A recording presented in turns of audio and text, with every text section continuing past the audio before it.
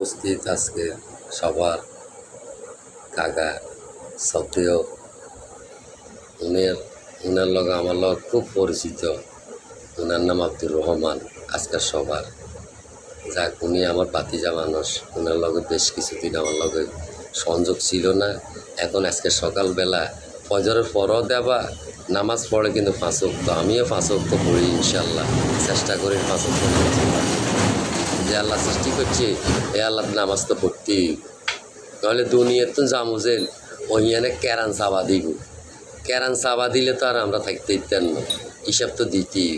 তো হিসাবের জন্য একমাত্র প্রস্তুতি হইল নামাজ। ভুইয়া মসজিদে তো না যে জামাত গেছি।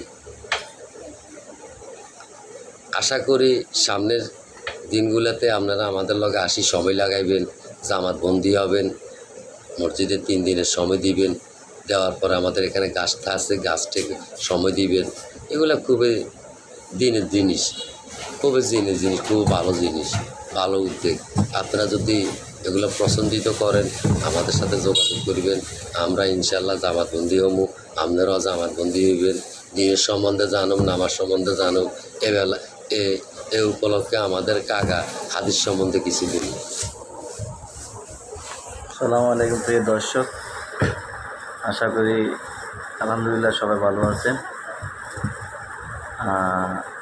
আমি শুধু একটা কথাই বলবো যে ওমর রাদিয়াল্লাহু তাআলা আনহু ইসলামের দ্বিতীয় খলিফা।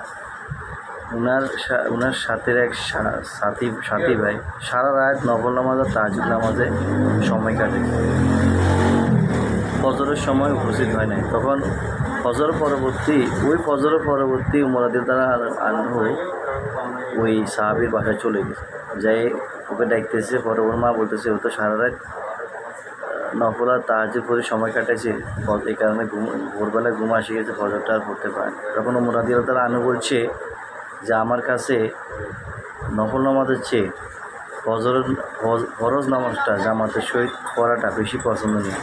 তাইলে আল্লাহর সৃষ্টি মানুষের ভিতরে একজন সাহাবীর কাছে এটা পছন্দনীয়, তাহলে আল্লাহর কাছে কতটা পছন্দনীয়।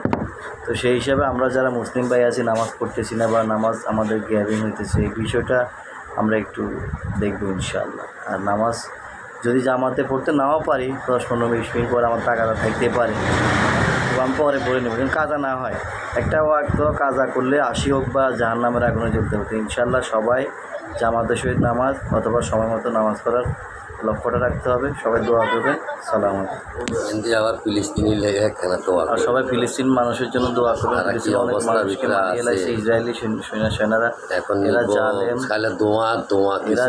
এরা পুরো আল আকসা গাজা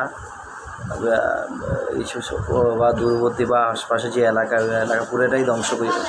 এখন তো আমাদের মুসলমান ভাই বোনের অনেক কষ্ট করতেছে, সবাই দোয়া চাই ফিলিস্তিনি মুসলমানদের জন্য।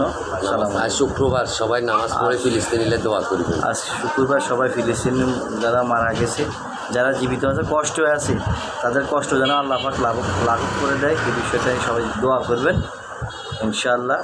সবাই ভালো থাকেন, সুস্থ থাকেন। আর আমার ফুয়াদ ভাইয়ের কাছে যদি ভিডিও আন যায় তাহলে আশা করি ফুয়াদ ভাইয়ের কাছে আমার সালাম, আপনার কাছে আমার মিনতি কিছুই চাইবেন নাই। মনে মনে আপনার দোয়া করি, আপনার মানুষ ফুয়াদ ভাইলে আমরা দোয়া করি, উনি ব্যক্তি হিসাবে ভালো। জি, সালাম আলাইকুম।